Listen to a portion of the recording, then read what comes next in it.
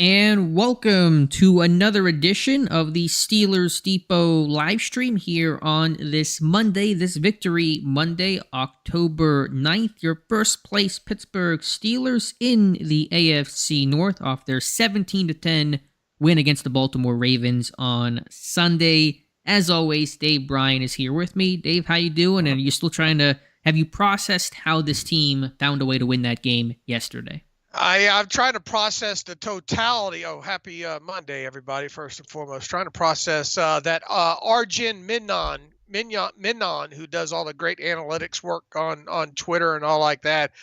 He posted something about 6 hours ago talking about, got six offensive success rates and all up there, and says, someone please explain to me how the Steelers currently have a winning record. And I quote tweeted that and said 11 total takeaways, 3 double to triple explosive play touchdown passes, Boswell's leg, and a bunch of drops by the Ravens. The end. I think that's about that about sums it up for the most part. But hey, I mean, you are what your record says you are, and right now they are 3-2, and as you said, going into the bye week, leading the AFC North Division. Yeah, got to be happy about that. So as always, Dave and I answering your Steelers questions for the next hour until 8 p.m. Eastern Time. If you want a guarantee of your question being asked and answered, typically we get more people in here after wins, and so it may not be able to get to every single question, but you can send us a super chat and go to the front of the line and be answered almost immediately. No obligation to do so, although we would love if you guys could like this video to bring in more of Steeler fans to the channel, to the chat, and subscribe to the channel as well. You guys can see some practice squad moves Pittsburgh made today, including releasing punter Brad Wing, who served as the punter the past 2 games. They signed that Presley Harvin will be ready for Week 7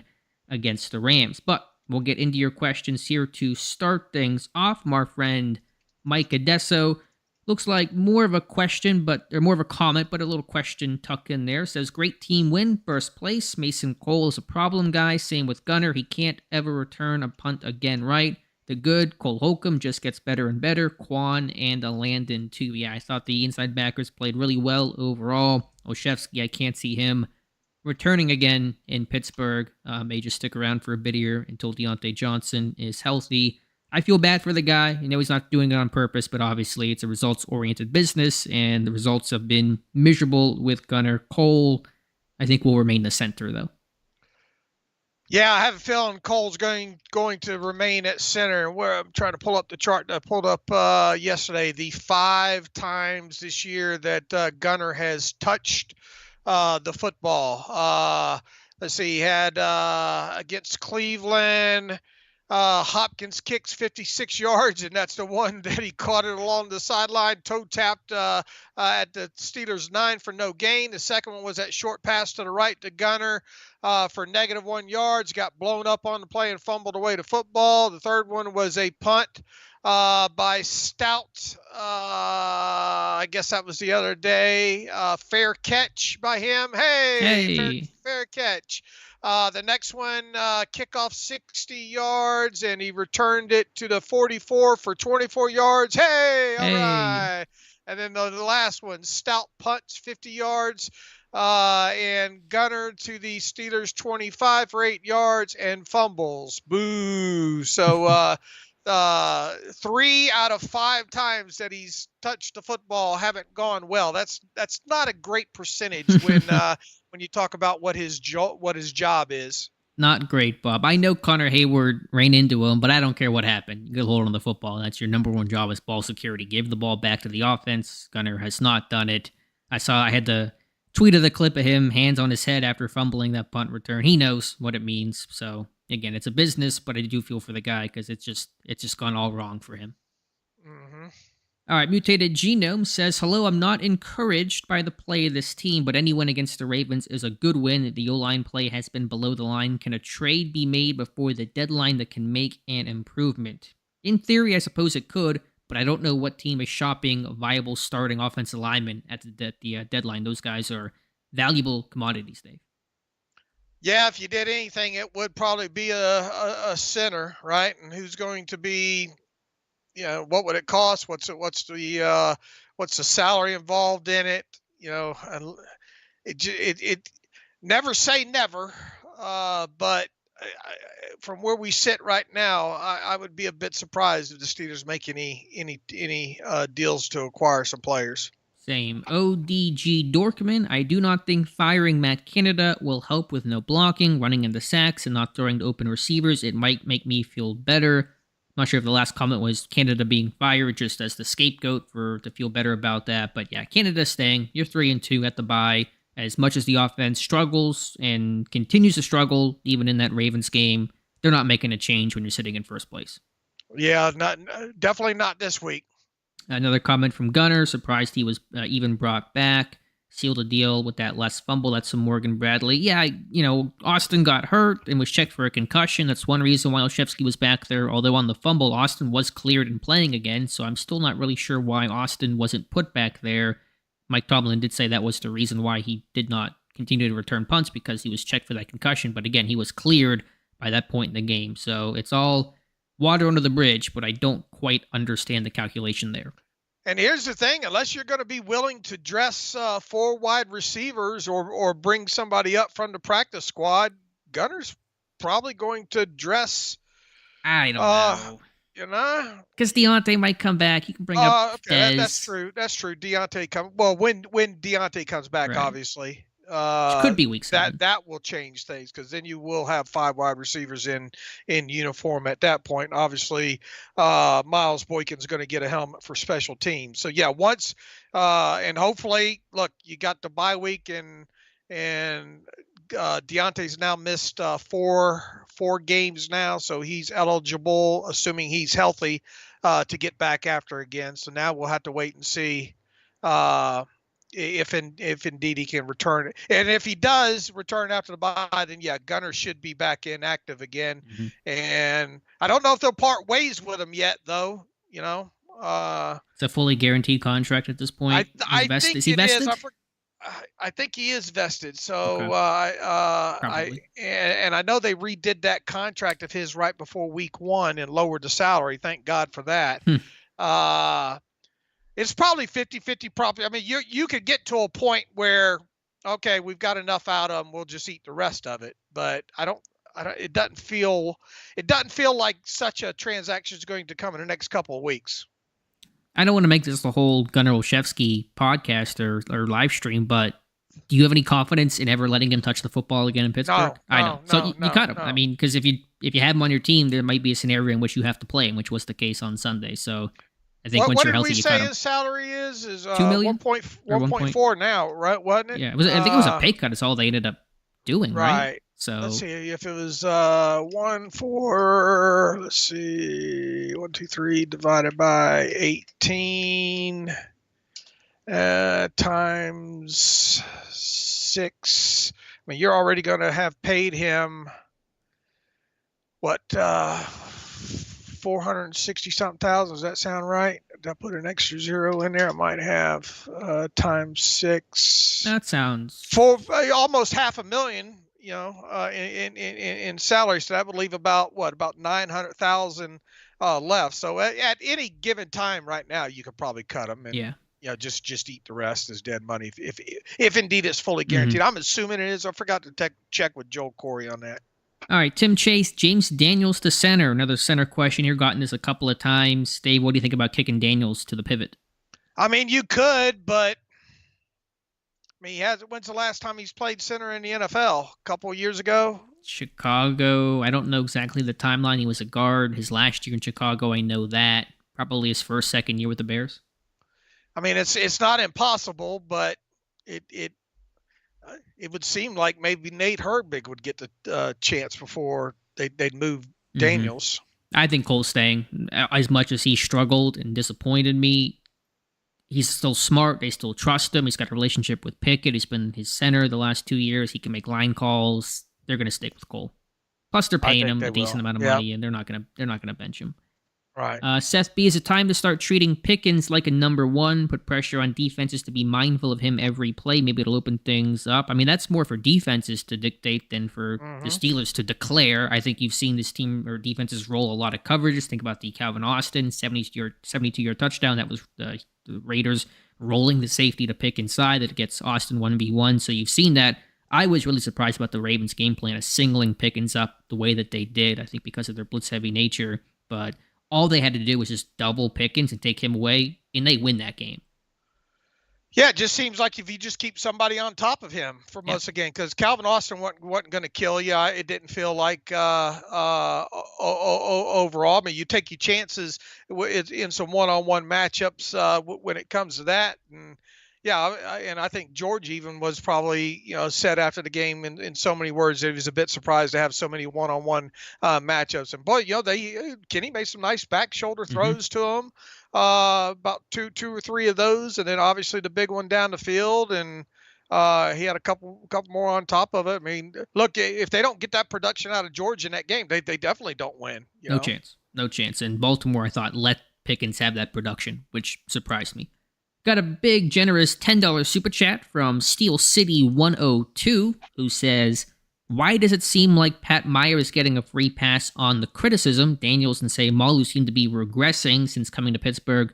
The others seem to be mediocre at best. Thoughts? It's a fair point, fair critique. We've talked about it from time to time. The honest answer is he's the O-line coach. He's a less visible person. He doesn't speak to the media every Thursday the way that Matt Canada does. He doesn't have the title. He doesn't get the camera attention after good and bad plays the way that Canada does. So when you're the O-line coach and you're not Mike Munchak, people don't really know who you are. Not as visible. But I mean, without a doubt, look, they you can visualize now. I mean, it doesn't seem like they're going to make changes, at least in the immediate future, with the coaching staff. But after the season's over, if Canada going, I would imagine that he'd go out the door with him. Potentially, I'm not sure my feelings sit on that yet, but because we were praising him last year, the line did get better, so we'll see how the rest of the year plays out. EST 1909 ENT says, on the podcast, Dave made a great point about how the players play hard for Tomlin. It's like they don't want to let Daddy down. I think that's what you were saying on the podcast, Dave. It's sure, I tell you, and that's just not really a one game or one thing instance with the Joey Porter Jr. It's really kind of a culmination of things in your head, kind of brought back to the forefront by what happened. In that, I mean, I think back, one of my favorite gifs a few years ago was TJ running back and giving the ball to Mike Tomlin and kissing him.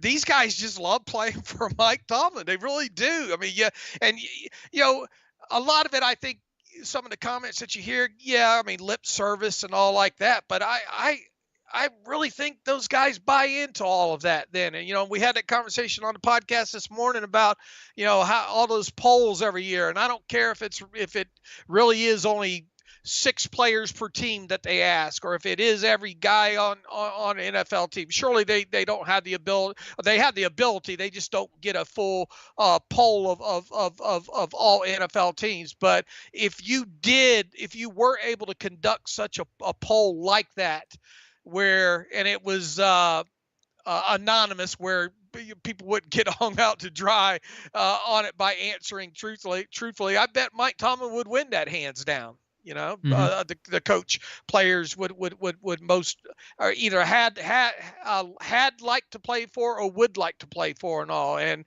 I just think he's that kind of coach. And it brought it back to my mind. And once again, I think somebody on Twitter brought it to my attention there, but it got me thinking. That's why it became kind of a quick topic between you and I this morning on the podcast. He just knows how to connect. He knows how to push the right buttons and get guys to be locked in and produce. And that does not excuse the playoff drought. And you guys know me, I loathe the never had a losing season stat and talking point as much as any Steelers fan you're going to see. But I can appreciate that Tomlin has never lost that locker room and is going on almost 20 years, 15 years plus of being the Steelers head coach, and the way he's able to find ways to get these guys to respond to adversity, different age groups and stories and backgrounds, positions. They find a way. They persevere. That's how the Steelers win. So they got 12 games left, right? Mm-hmm. They just have to go 500, right? Oh, for the non-losing season, is that what you're talking about? Yeah. They do. And if they do, you'll hear about it for the entire offseason. So hopefully it's more than 9 wins and a playoff berth to talk about, but we'll see where the chips fall. All right, got a question here from a fellow Alex. Says, do you have more confidence in the Steelers' passing game or running game moving forward? Not right this moment, no. And I believe I made that pretty clear this morning on the podcast. I was playing negative Nelly. Well, do you have more? Morning. Do you have more confidence? It's or. So do you have more confidence in the pass game or the run game, or neither? I suppose. I mean, there are a couple of times, and I've cracked open the offensive all 22 today. There were more. I don't want to say holes, slivers of daylight and all. So I felt it was a better blocking performance overall. And look, against a good front too, right? It did seem like things were getting blocked up a little bit better in this game. Now, obviously, you've got new left tackle in there. Second game for Nate Herbig, probably a little bit more comfortable in there. But now, assuming James Daniels comes back, from his injury, are you going to have to work more on just that compatibility aspect and getting more comfortable? Is this going to be kind of a repeat of last season where it takes 6, 7, 8 games and before you really start seeing the fruits of it? But there were small, very few slivers of hope that the running game. Now, as far as the passing game, it's still pretty much what you see is kind of what you get. They just happen to be able to pop a couple of those back shoulders and obviously that deep one to George Pickens for the touchdown. Mm-hmm. Yeah, if I had to choose, I'm with you. Probably take the run game slightly over the pass game, but the protection was better. I mean, you saw his pressure rate was way down. What was it, 29.7 or 27.9 percent of the dropbacks? He was getting the ball out a little bit quicker as a whole in his time to throw this time around. So there was a little bit hope as far as the pass protection went. I thought overall the pocket presence was a little bit better by Kenny in this game as well too. So look, we've got 2 weeks now to chew on this all 22 before the next set comes out. There were a lot of little positives I think to build on. That's fair. On offense. That's fair. And for the pass game, again, Deontay will return hopefully within the next 1 or 2 games, which will be a boost for the pass game. So there's that element of it to consider as well. Got a $5 super chat from Dead Planet, who's been in many of these live streams before. Says, if the Steelers can beat LA, I'll start getting excited again. But because we've been on this ride before, that game feels like a whooping coming. Fair. I have not given much thought to the Rams. They have Cooper Kupp back. Who's the rookie? I'm trying to pronounce his name. How do you pronounce his name? I should know his name. Puka, the BYU kid. Yeah, he's a talented receiver. I know who you're talking about. I can't pronounce his name either. You're asking the wrong person when it comes to pronunciations. Not the best lifeline. He had a great day at the Senior Bowl, then got concussed, and then you're kind of seeing that now in the NFL. But all that to say, fair. I don't know how to really answer that, Dead Planet. We'll see how it goes. If they can win, though, they're 4-2. You're really happy at that point, obviously. And look, I mean, and that's another thing that we kind of covered this morning on the podcast. When you look at their, from now until before Thanksgiving, that would be 5 more games. I mean, it doesn't look all that daunting overall. The Rams have kind of been not hot, but kind of a middling team. They've had their moments, and they've got a veteran quarterback over there still, and some developing pieces. And obviously, Kupp's going to really give that offense a shot in the arm. Jacksonville's hasn't really kind of lived up to expectations yet.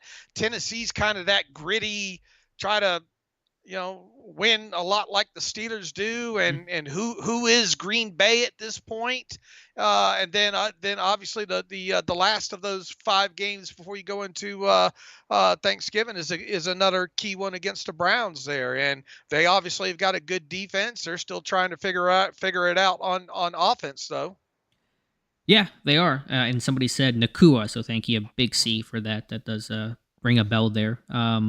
Yeah, I mean, we're going to take it one game at a time, but if this team can get better and get healthier, you're 3-2 and not played well. We can agree upon that overall. This has not been a good stretch of 5 games, and yet they're 3-2 in first place. You take it up a couple notches. Can they go 3-2 in this next 5? Sure. I think they can. Yeah, so they do that. They're 6-4, and I assume you're right in the thick of this thing. And then you've got Cincinnati, Arizona, New England, the Colts, the Bengals, Seattle, and Baltimore. You end it with Baltimore there. So, at worst, I think you need to come out of these next 5 games another 3-2. Fair. Josh Miller, $5 super chat. Are you concerned with the organization's ability to target and acquire OC talent that can make us competitive in today's NFL? New front office needs to nail this hire. I haven't thought about post-Canada much yet, and now especially that I believe he's going to be here through at least the end of the regular season, I'm not going to really think about it much more. Is it a concern? Sure, they've not exactly been hiring the next whiz kid with Randy Fichtner and Canada himself, so it's probably a fair concern, but not something I'm thinking about much right now in the middle of the season. I would just hope, assuming we get to that point, that this time they go outside the organization, I don't think Sullivan's, the answer there. I don't think anything in-house is what you need to do. I think you need to go out and find a coordinator that can work with what Kenny has put on tape at that time. Fair. I'm with you there. I think outside the organization is the way to go. Would Wiz be a bad return at this point? Is that really outside the organization? Just bring back the guy that you had way back when? Yeah. What's he doing these days? Where's he at? I don't know what he's doing. Is he in the NFL? I don't think Ken Whisen.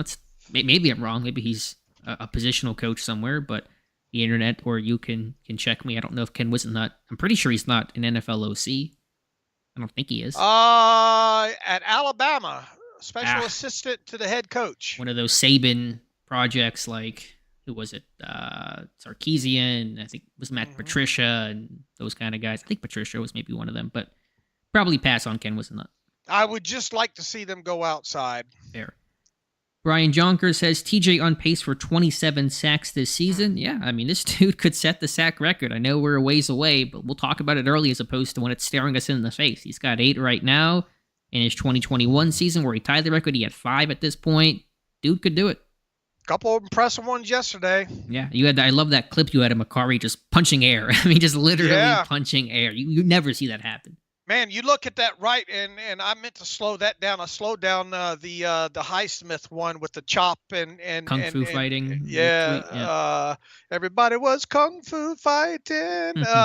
But I slowed that one down. I didn't slow down the first Watt one there. But it goes smooth, and man, by the time he sticks that hand, gives him that inside hand that to ghost and all, and pulls it back out. Macari's punching at air, and TJ's already into his rip.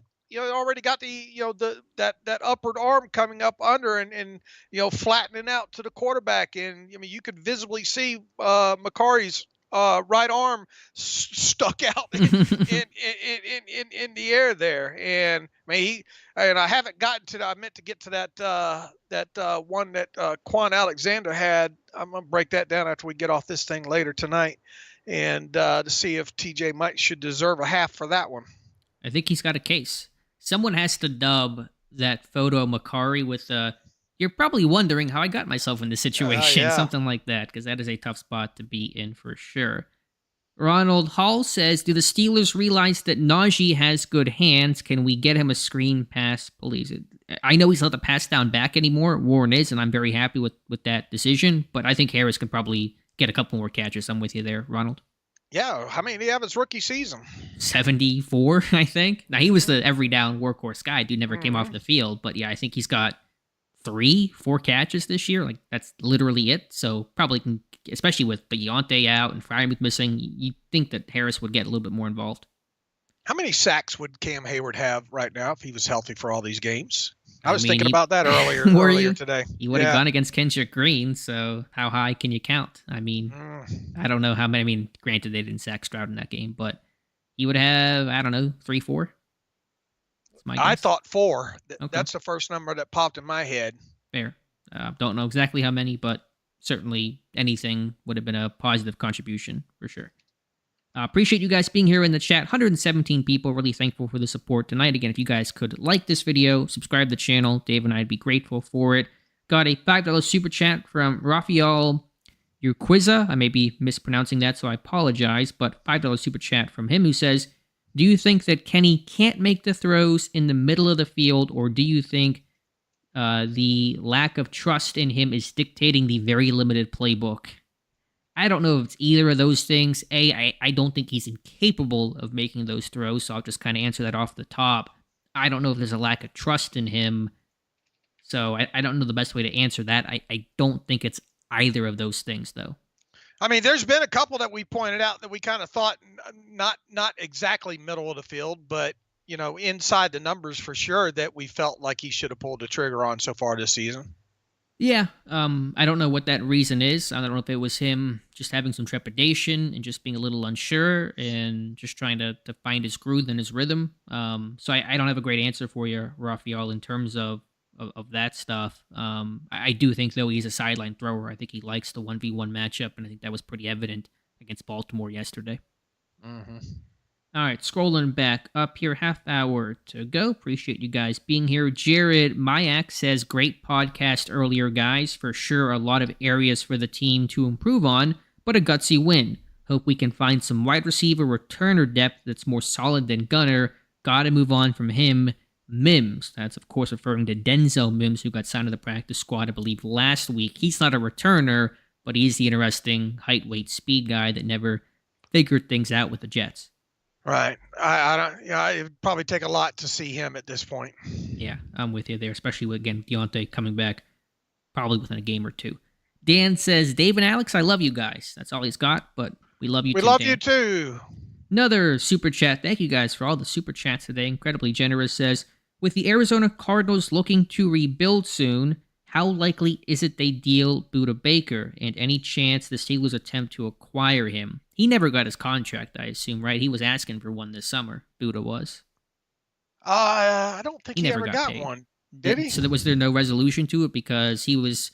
It seemed like there was a point where he wanted paid or wanted out, so somebody else would pay him. I forget how that thing got resolved. If it got resolved, I'm not sure how that story has wrapped up or where it's headed right now. Right. I mean, he's earning $13,100 this year. It has a $200,000 total per game roster bonus and $700,000 in other bonuses there.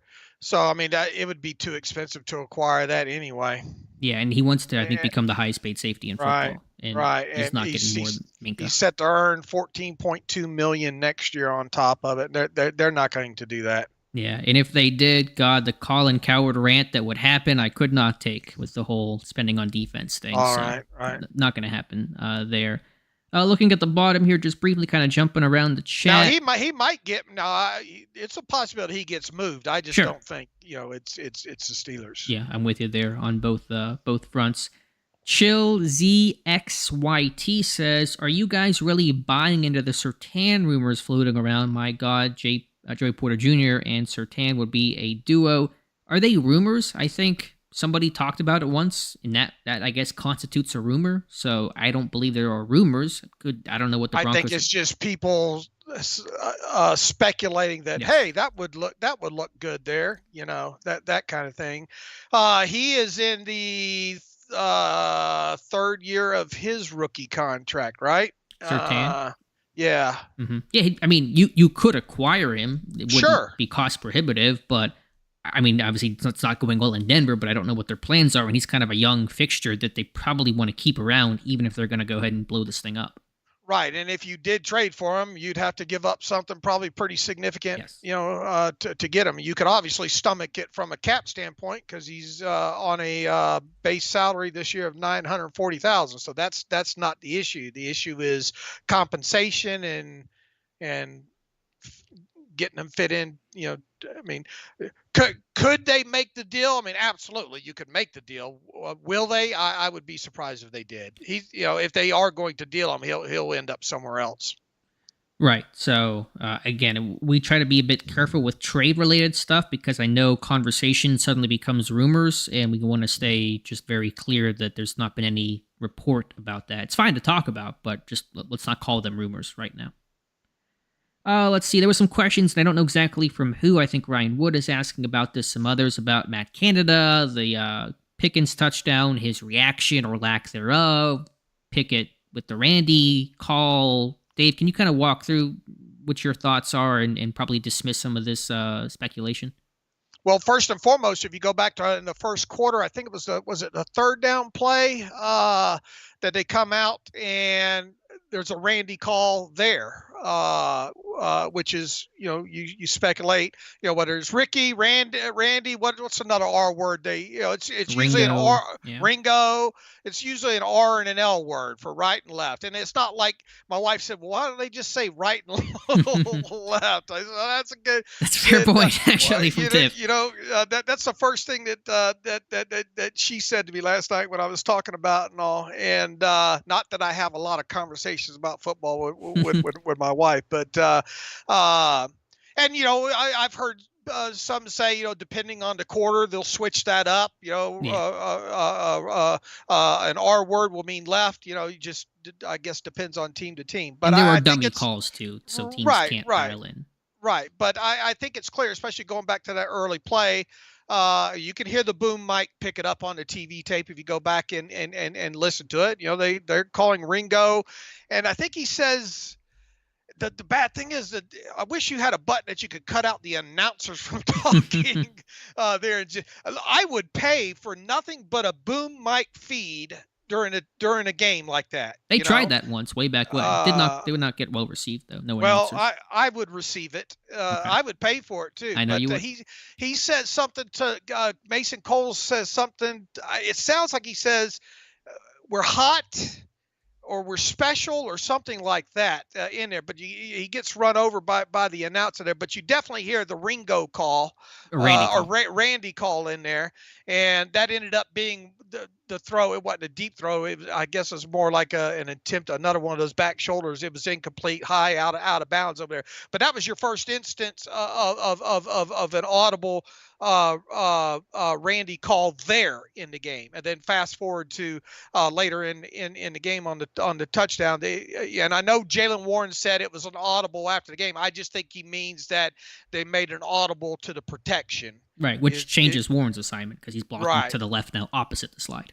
Right, and I think it's clear when you look at the all 22 and all like that that was the case there, that the audible or the check in that situation was sliding the protection to the right in that situation, thus another Randy call in that. So it's not that they changed the play, they just changed the protection on the play due to them obviously seeing a cover zero situation against them. So as far as Matt Canada's reaction, I mean, it's funny and all like that. But how much it almost seems like he wants to celebrate out. It looks like maybe he's looking for flags or who knows what's going through that guy's head at that point, so I tell you what, I'm not buying that he's bewildered that the play call was changed or anything like that. Yeah, I don't buy that for a second. Listen, Canada is ripe for much criticism, but only in Pittsburgh can you somehow find a way to blame the OC on touchdowns. Like they scored, let's be happy. Canada either is thinking about a million things. They were going for two after that play, so he's probably thinking about, okay, the 2-point play, I got to get it in. What am I going to call here? Big moment there, situationally for the game. I'm not buying into all this kind of, to me, nonsense. And as you said, Randy is just slide protection. All right, what else do we have here? Ant Mac coming back soon, says from Mike Adesso, and King dressing now. no need to have Gunner ever catch a punt again. That's fair. McFarland may be coming back, and even if he's not, get a dress. How do you pronounce the name? Igwebuike? Right. A little rough there. Been a while since I've said that. He's been inactive so far since getting signed off of the Falcons practice squad. So, and this is his third week. I guess, right? The bye week will count as a week, so you can cut him and replace him with McFarland for week 7 if Ant Mac is healthy. True, I believe. Okay, yep. Because you have to keep him for at least 3 weeks, or the spot at least for 3 weeks. Does Pickens have any 3-step drop throws? I'm sure he does, but yeah, we haven't seen the quick game too much this year. Right. I'd like to see a little bit more of it. In fact, I wrote it up. Like to see him go. And look, he got the ball out quicker, I think, overall this time in this game. But you'd like to, my heart craves some more of those slants, especially when DJ gets back. You've seen really the quick game be the sprint outs. That's kind of what they've used, which is moving the pocket, the launch point, not the traditional. Were you hollering at the TV on that one where he has Connor Hayward just sitting there waiting? I mean, he eventually got the ball to Connor Hayward, but I was like, throw the damn ball to him, get rid of it. Which one was that? The second half? I think that was the second. I think it was either the second or third catch Connor had of the game. Okay. I think it was in the first half. I'll have to go back and check. I don't know if I had that reaction, but I may have not just seen it on that particular play. Brennan J, another super chat, $5 from him. Do you think Joey Porter Jr. will take over as the starter after the bye week? Seems quite difficult to keep him off the field. He better. I mean, I wrote the article today. I said that toothpaste is not going back in the tube. Will he be, the true every down guy? We'll see, but he's not going to be just a dime guy. He's going to at least get work in nickel packages. They're going to have the bye week to kind of sit and figure this stuff out. So he's going to play, I would call it, a regular amount of snaps come week 7. If he doesn't, then it's a crying shame. Yeah, and I think you phrased that right. The toothpaste, you can't put toothpaste back in the tube at this point. Yeah, for sure. All right, let me scroll back up. About 20 minutes left, so be sure to get your questions in. Really appreciate the turnout tonight. Again, like the video, subscribe to the channel for more content. What else do we have here? Natalie Osborne, I would like to see less of Chandon Sullivan and Loudermilk, more of King and Fehoko. Not saying those two are better, just seen enough of the other two. Would you guys prefer King and Fehoko now? Yeah, we didn't see a single snap from Fehoko yesterday. Now, he's a nose tackle. Loudermilk's more of a D-tackle, D-end, so it's kind of a different position. But, I think Loudermilk has lost snaps, and probably rightfully so. I think maybe you can certainly play King in the slot some more. I'm not opposed to that, but I'd bump Peterson inside more, and that allows Porter a better opportunity to play. Yeah, I was surprised we didn't see any of Fehoko in that game. And once Leal gets healthy, you have to wonder if that sends Fehoko back to the inactive list. Armon Watts played, and this is one thing I haven't gotten to the tape on, played 18 total snaps, 11 pass rush snaps in this game, and PFF has him down for 3 total hurries, or 4 total pressures in this game, 3 hurries and a hit. Yeah, I'd have to look at my charting on that. Sounds similar. There was some interior pressure that he got. I don't know how much of it was, high quality or not, but he's definitely getting snaps over Loudermilk right now. Let's see, what else do we have here? Yeah, Mark asking about how many snaps did Fehoko have. 0. A goose egg for Braden Fehoko. Didn't even get in on special teams either. Nothing. Brian Jonker, why does Fitzpatrick have the most tackles? He is so much better being our deep cover. I mean, part of it's because they've allowed some explosive plays, and he's last line of defense. Yesterday, he spent a lot of time in the box covering Mark Andrews on 3rd down, so get some more tackles maybe that way. But, when you're a run defense that's been as porous statistically as Pittsburgh has been, your safeties make a lot of tackles. And then Tim Chase, why not Desmond King and Porter on the outside? Corners suck bad. I mean, King's really, I think, more of a slot guy. Although at this point, I mean, yeah, he can play outside in a pitch, but I think he's best suited to play in the slot now. Just one snap for him. I don't know what if the plan was to maybe play more. Maybe they had a red zone package for him because his snap came in the red zone, the Justice Hill touchdown. So I don't know if they had kind of just a package for him and maybe expand from there. Let's see. Zygmunt Reichenbach says, can you tell us how Jones performed? It looked like Kenny could hang in the pocket longer with Jones, and he did not give up any egregious pressures. Dave, you've seen the offense more than I have. I know you said you just kind of took a glance through the O-line, but what are your... I thought he represented himself well overall, especially in pass protection there. So now look, we talked about this ahead of the game. The Baltimore's had some injuries on the edge and all like that. So it was a good game to cut his teeth on overall, I think, when it comes to the Ravens there. And I thought he represented himself well. I think one hurry in this game, and that was it. Now, once again, Kenny was able to get the ball out a little bit quicker in this game and all like that. But and then I think you do once again have to consider that this was the weakest edge rushing team I think the Steelers have faced this year so far. But he can't control that. You have to just block.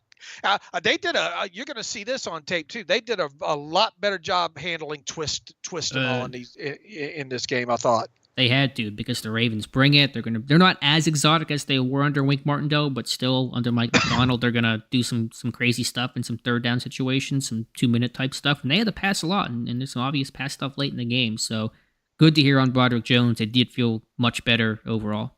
Yeah, I think Sayamalo had a good game. He was in a lot of those pass offs on those twists and stunts and all. Brian Jonker, Loudermilk is always missing out on practices, but plays. Why can't they keep him out of games? I think you're thinking of Larry Ogunjobi. Loudermilk has not missed time recently. Ogunjobi misses time, and he's playing well. Afton Fereds, $5 super chat. Thank you for that. Afton says, when will they go back to using guys where they shine? Minka, for example. I understood the game plan yesterday because they need somebody to try to take away Andrews. And generally, Andrews did arguably drop a touchdown, but Andrews did not have a big impact in this game, so that was positive. I think Minka has played in the box a little too much, but I think they've kind of gotten better about it the last couple of weeks. Yeah, it's matchup centric, Right, and Andrews is certainly one of those where you need a really good interior cover guy, and corners are too small to kind of do that, so Minka's the man for the job. Our own David O asking, did you see Ogunjobi get hurt? How bad did it seem? I haven't seen the play back. I think it was a maybe upper body, shoulder thing. I think he's okay. Stinger, I think. Stinger, yeah. It looked like when he got up, to me, Dr. Day, I only play a doctor on Twitter, but I kind of felt maybe it was a stinger or something. I think Dave's medical advice is bite that on this rag. Take this shot. All right, there you go. All right, let's see what else we have here. 15 minutes left. Let me scroll back up, and we'll try to go through as many questions as we can. Really appreciate you guys being here tonight. Let's see what else we have where I kind of left off. Bryce Jennings, do you think a Bruce Arians-esque deep shot on the first drives could change the complexion of our offense? I mean, they're not opposed to it. They probably have some deep stuff built into a lot of concepts that just don't become available based on coverage. But, I mean, at this point... That first shot down into the end zone that he took to Pickens there, did it feel like Pickens should have ran that? Not that it would have been completed, and no, this is not hating on Pickens, but it feels like he could have got on his horse and stayed on his horse a little bit more on that play. I'll have to go back and check. I do think Pickens has not always run his routes as hard as they could be run, so your critique is probably fair. That ball hits about 2 yards near the end line of the end zone there, and that's homework for you, Alex. Okay, I will get to work here tonight. That's not the one in the left corner that could have been PI? No, it's not that one. Okay. No, it's a little bit further out. All right, I'll go check that one there. And we'll talk about it maybe on Wednesday. Let's see. I just lost my place here. Somebody was asking about why Tomlin... This just turns into a conversation. me giving picking Alex's brain and giving him homework. Yeah. Sorry about that. It's more of an accounting project than it is right. a live stream here. Somebody was asking about, I think Raphael, about why Tomlin's keeping Canada. Listen, we'll see what happens after the year. You guys have to understand, they have never fired a coach midseason, like ever. I can't find a single example of that happening. It's just something they don't do. Tomlin, Cowher, Knoll, doesn't matter. Joe Bach, like it does not matter. They do not fire coaches, right or wrong. They just don't do it. And when you're 3-2, first place in the bye, they're not canning the OC. All right. So after the season, now, God help them if they bring back Matt Canada for 2024, re-sign him to a new contract. Then, I mean, get ready for that day, Dave. Oh no, that ain't gonna happen. But yeah, I think we're pretty safe from there. But that's where any kind of critique would come in at this point. Let's see what we have here. 15 minutes left. David, Alex, how do you fix the secondary? That's a large question. I'd have Porter left corner, at least in nickel and in dime, obviously, but maybe even in base as well. I'd kick Peterson to the slot in nickel. Wallace would stay at right corner. Yeah, he's not been great, but your options, I think, are still pretty thin overall. That's how I would handle the cornerback room. Boy, how many yards were left out on that field by those Ravens wide receivers and tight ends? One score for sure, two scores for sure. Aguilar, the other one. Aguilar probably cruises on in if he catches that one. Man, there had to be how much hidden yardage was lost in that? Do you reckon? I mean, 60, 70? I mean, the one to Zay on the first drive, that cost them, that's at least 3 if they connect on that, because Tucker's not missing. Bateman and Andrews dropping touchdowns. Aguilar dropping the touchdown. Yeah, I mean, tons. Absolutely tons. And then Flowers falling down on that one. That's probably a touchdown. Probably 100 yards. If not more. So, yeah, certainly, again, my statement today was Ravens fans are more mad about this loss and Steeler fans are happy about this win, but I don't care. I'll take a win and enjoy it no matter how you get it, especially with all the crap Pittsburgh's been through. All right, what do we got here? Scrolling back, let me kind of get to a different part here, the live chat. Somebody said, how about Leftwich? I'm not even sure if that's true or not. I think it's his agency or his supposed agency denied that rumor about him contacting the team. So... yeah, he said, what did you say, 1,000% false or something like that? Right. Assuming he's still his agent, which we think he is, but I don't know. I mean, they have an assistant in Glenn Thomas, so I'm not sure what Leftwich would do. They have 2 quarterback coaches. They have an offensive assistant. They have Canada's kind of right-hand man in Matt Tom's show. I mean, I'm not sure what Leftwich is going to offer the team at this point. All right, how can we as fans get our hands on all 22 tape? I want to watch, but don't want to pay an arm and a leg for it. I think NFL Plus is going to be your best route publicly there, Paul Brown. So it's a little bit of money, but that's going to be your best path to do so. Brendan J with the third super chat. So thank you for this, Brendan.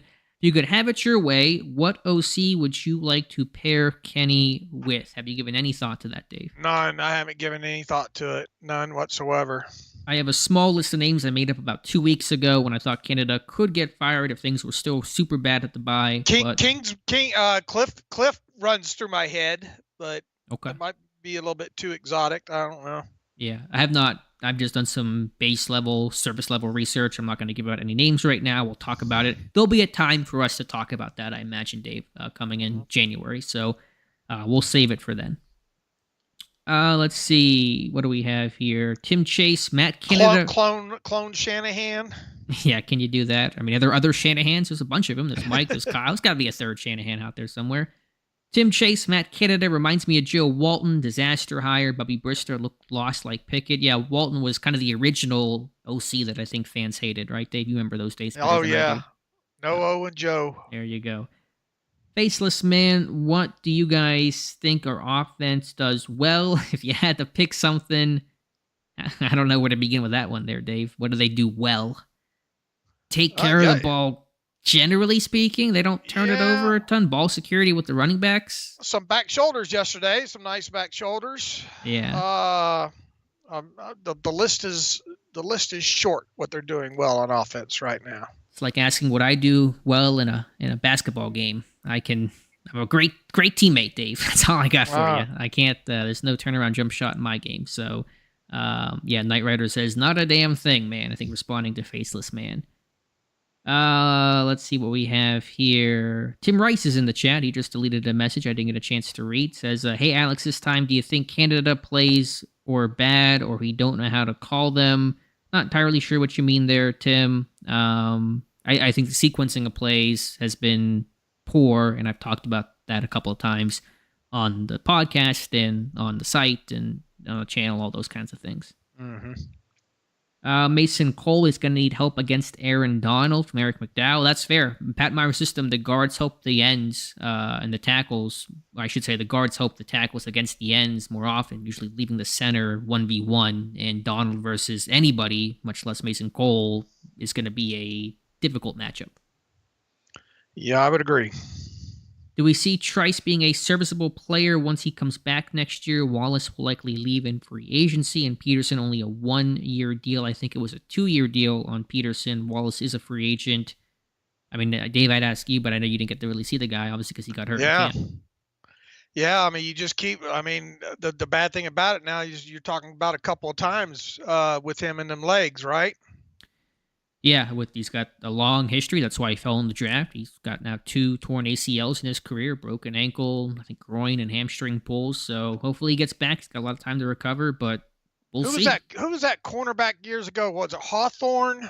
Terry Hawthorne? Yeah, that had all that just never could stay healthy. Kind of the same MO, right? Never even saw the field. Yeah, they had a couple of just flameouts. It was him, Shaq Richardson. Of course, Golson never stayed healthy. Right. That was kind of the big name there. David, look, anything you get out of him at this point's gravy. I would say, and it's all going to be mostly related to his health at this point. You have to worry about with the problem that he's had with those legs now. Absolutely. So far. Thiago Fernandez says sending greetings from Brazilian fans, specifically the black and gold BR crew. So I think greetings from Brazil. There's a great contingency of Steeler fans in Brazil, mm-hmm. Dave. I know you've been on, I think, some podcasts out there before, so love to see that. And the NFL, I think, is looking to expand to play maybe in Brazil, and I think no team would be better equipped to play in Brazil than the Pittsburgh Steelers. Yeah, that'd be exciting for the fan base down there for sure. David O says coaches have quit midseason like Burt Bell, but not fired to my knowledge. Yeah, there's been a couple of those, and there's been some demotions. Jack McNell Jr. is one of them. I think Ray Sherman, I believe you mentioned, Dave, back in the 90s, he got basically demoted midseason. Buff Donnelly in 1941 quit coaching the Steelers to go coach Duquesne. He was coaching both Duquesne and the Steelers. I think the NFL said you got to pick, and Duquesne was a far better team than the Steelers, so he just left and went back to college full time. But I took like a half hour to research it one day, Dave. I could not find one instance of a coach actually being fired midseason. Yeah, as far as I know, that hadn't happened. I think the closest one is Al Everest, who got fired right before the 2012 season, special teams coordinator. Why not just go heavy more often with DJ and Pat out, or try twin back? Heavy has not worked. They have not been. Man, they've been worse. Not been able to run heavy. They are a worse team running at a heavy than they are at a lead personnel. So that's a good instinct, but it has not been effective. Let's see what else we have here. Maybe some more questions. I'll kind of scroll through it. Do you see McFarland contributing at all this year? That's from Sydney. Kick returner, maybe some pass plays and third, fourth downs, but obviously he's going to be a very much a role player on this offense. Let's see what else we have here. Any chance they make a trade for a center? That's from AG Shadowman, kind of like the first question that we got. I don't even know what center it would be. Who's got a center out there they're looking to deal? I mean, maybe somebody, but I have not looked at a list of names or heard about anyone that could be a candidate to get dealt. I would be surprised if this team deals for any player. Yeah, at this point. I'm there with you, Dave. How did the Ravens? We're coming up. What about 2, 3? What is it? November 2nd or 3rd? When's the trade deadline this year? It's right around there. I think because Claypool got dealt November 1st last year ahead of the deadline, so it's got to be that first week in November. And obviously the NFL trade deadline is usually less active than any other sport, baseball, hockey. October 31st this year, it looks Halloween, like. A Halloween trade deadline. There you go. Trick or treat. What else do we have here? Do you see them moving Pickett a lot against the Rams? Boot, sprint right, left options, even dovetail drops. Yeah, I mean, it changed the launch point when you got Donald up the middle. That's probably a fair way to go about that. I don't know exactly how much they'll do. Game circumstance dictates that to a degree, but that's probably a fair consideration. Steelers were 1-4 this time last year. Time to go on a run. That's from Christopher 11. Yeah, I mean, they were in a much worse place record-wise last year. That's a fair point. Like we said, these next 5 games don't look overly, at least on paper, and take that for what it's worth. But you would think they should. I can't use the word should. You think it's possible that they at least could go 3-2 in these next 5? I think it's certainly possible. Brennan J, really appreciate the hard work with the podcast. I never miss an episode. He's got a bunch of super chats today, so thank you, Brennan, for your support, both in the live stream and with the podcast. Well, we wouldn't be here if we didn't have people like you find people listening. So thank you for listening and reading. Absolutely. Got a question about, do you think Dan Moore comes back to be the starter when healthy? Based on Sunday's performance, I think Jones stays as the left tackle. Mm-hmm. I would agree. Yeah, another two sets of toothpaste have been opened now. Yes, and both of those are not going back into their respective tubes. The kids are all right, Dave. You got Benton, you got Jones, Porter. Everybody was griping about the starter. The rookies aren't playing enough. They're playing now, and they're playing pretty well. $5 super chat from Harry Ape says, didn't Jack McNell Jr. get fired as Steelers O-line coach mid-season? Thanks for all the content and work you guys do. He was reportedly demoted. He got fired after his first year, and I believe that was 2013. He was a one and done, and it's atypical of this team to fire coaches mid-contract, but he was an example of that. But he was not fired mid-season. He was demoted, but he was retained for the entire season. So that's kind of one of the closer examples. And again, Everest in 2012 was actually fired before the year began, but mid-season firings, have not seen him. Do you think that 2-point try had any impact on the potential outcome of the Ravens game? It was a 14-10. I guess not. Any thoughts on that 2-point play there, Dave? On the Steelers one? Yes, I believe that's what Pittsburgh Toddy's asking. I haven't really thought about it, to be honest with you. Me neither. I don't think it really ultimately had too much of an outcome change overall. Steelers by the Lake, if you could have a conversation with one member, owner, player, or coach of the team right now to try and keep the season heading in the right direction, who would you talk to and what would you say? I have no idea who I would talk to. I don't know if anyone would care about anything I have to say about the season. I don't know, I'd go talk to Pat Meyer about run blocking techniques or something like that. That's all I would do. Yeah, I would. Yeah, I can't really think of a good answer to that either. I'd like to sit in a room with Omar Khan and talk cap. Right. So we would be of no use, I'm sure, to help any advice. Not that they would expect that or need that, I'm sure. For Tech Sports, I have a general podcast question. What is each of your favorite memories from the podcast over the years? I think I know what your answer is going to be, Dave. I'll let you go first on this one. I don't know. You tell me what you think mine is. So many. Well, you talk about the Devin Bush debates that we had. Oh, he came out of Michigan.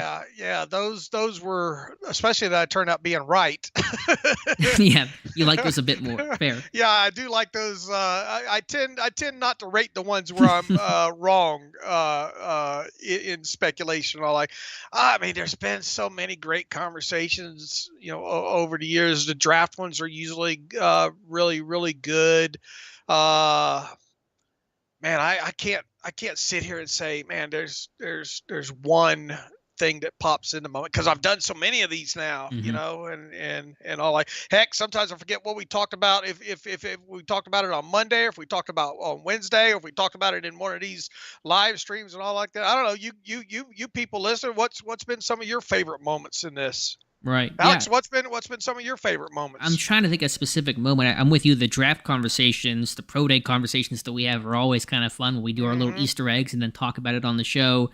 I think maybe just less of a specific memory, but when I had the old train horn and going by, and you'd hear it sometimes, and we play that whole game, and I had to mute and unmute, and sometimes I would unmute in the middle of a train horn because you threw it back to me, and I was hoping that you wouldn't, and all that kind of stuff. And so those days are long gone, thank goodness. But yeah, talking to Dick LeBeau, obviously highlight. Franco, we got to talk to Franco before he passed, and the Dave T conversations, draft time. Yeah, all the Dave T conversations where you strap up for, because you never knew what you're gonna get. You would go into those things thinking that because you'd had him on so many times. You think, okay, I'm ready for this. Now you were never ready for a Dave T conversation, all like that. But I'm just blessed. I can't believe we've been able to do this long. What was the first year of the podcast? I think 2012. 2010, I think. Man, that's one of the longest. And It's gonna be one of the longest running sports podcasts. Not even just well, my Steelers or wife football. keeps reminding me that back when you were doing it, it was just becoming a thing. Right. Radio stations were getting into at least putting at least their archived shows up there, and there were podcasts, but it obviously wasn't nowhere close to what it is now. And I mean, I'm just blessed to be able to do this 3 times a week and do it with Alex. I mean, there's nobody else I'd rather do it with. And, I look forward to it. You never know which way we don't have pre-production meetings. I think that's probably pretty obvious at this point. We'll go down rabbit holes. I learned stuff more times than not when talking to Alex and bounce things off, and we'll get ideas that way. So, just thankful overall. Likewise, and who could forget Trevor Kozora? That's from Zach Mandel. The chat clearly has not forgotten. It's been years since that happened, and people, I got comments at training camp. Fans would come up to me and talk to me about that, which is I appreciate, but I can't believe people remember that stuff. All right, Dave, it's 8:00 here. I think we're about ready to call this one a night. Thank you guys so much. Great chat tonight. So much better to do these out after a win than a loss, and great super chats and just really good support. And Dave, as always, thank you for being here.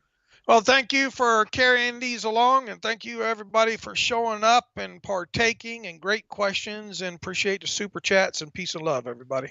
All right, there'll be an archive version of this on Steelers Depot in just a little bit, so if you want to catch the whole thing, if you missed a portion or want to listen to us back again, you guys can do that. We'll, of course, have the podcast on Wednesday and have a bye week to talk about and kind of go through the tape and maybe do some different projects. I'm not sure what we'll have on in store. The team, I think, will have some practices on Tuesday and Wednesday, so there'll be some things to talk about from that aspect as well. So, as always, thank you guys so much for listening, and we'll talk to you soon.